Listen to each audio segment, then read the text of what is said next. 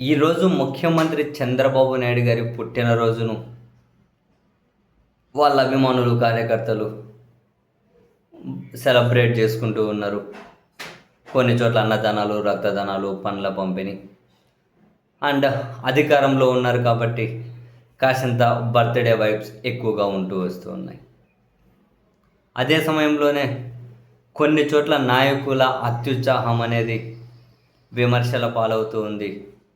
తాజాగా స్వయాన దేవాదాయ శాఖ మంత్రి ఆనం రామనారాయణ రెడ్డి గారు ఆత్మకూరులో చంద్రబాబు నాయుడు గారి బర్త్డే వేడుకల కోసం అని చెప్పి ఏకంగా తిరుమల తరహా ఒక సెట్టింగ్ని వేసి, అంటే పెద్ద గాలిగోపురం కట్టేసి, ఒక పెద్ద గాలిగోపురం సెట్టింగ్, ఇంకా అక్కడికి పండితులను వాళ్ళని నిలిపించి పెద్ద పెద్దగా పూజలు, అందరూ రావాలని చెప్పి దండోర వేయించారు. ఇంతవరకు బాగానే ఉంది.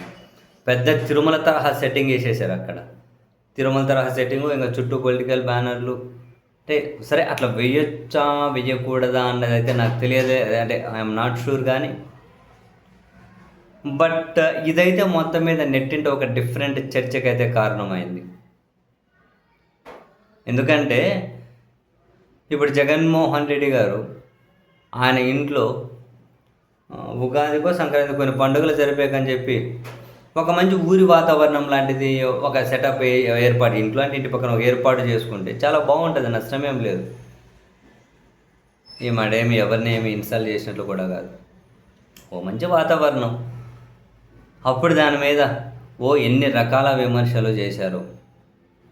ఇప్పుడు ఏకంగా తిరుమల తరహా సెటప్ వేసేసరికి సో డెఫినెట్లీ నెట్టింటైతే భిన్న చర్చకు ఇది కారణమైంది. అది కూడా స్వయాన దేవాదాయ శాఖ మంత్రి గారే తిరుమల గాలిగోపురం సెటప్ వేసేసి, మొత్తం పొలిటికల్ కార్యక్రమం కదా, మరి అట్లా సెటప్ వేయొచ్చా వేయకూడదా అన్నది చర్చ. సరే, అక్కడ అందరూ వేద పండితులు వాళ్ళు వీళ్ళే వచ్చి పూజలు చేశారు, అన్నీ చేశారు కాబట్టి బహుశా అంగీకారంగానే చూడాలేము. అఫ్కోర్స్ వాళ్ళు కొందరు వచ్చి చేసేసారు కాబట్టి అంగీకారంగా చూడాలి అని కాదు. అక్కడగానే మరి కొందరు రావచ్చు అది తప్పు అని చెప్పొచ్చు, కొందరు రావచ్చు అది కరెక్ట్ అనొచ్చు. స్వయాన ఒక దేవాదాయ శాఖ మంత్రి తిరుమల సెట్టింగ్ చేసి ఒక పొలిటికల్ కార్యక్రమాన్ని నిర్వహించవచ్చు అన్నది ప్రశ్న. ఆ ప్రశ్న చుట్టూ చర్చ అయితే పెద్ద ఎత్తున జరుగుతుంది.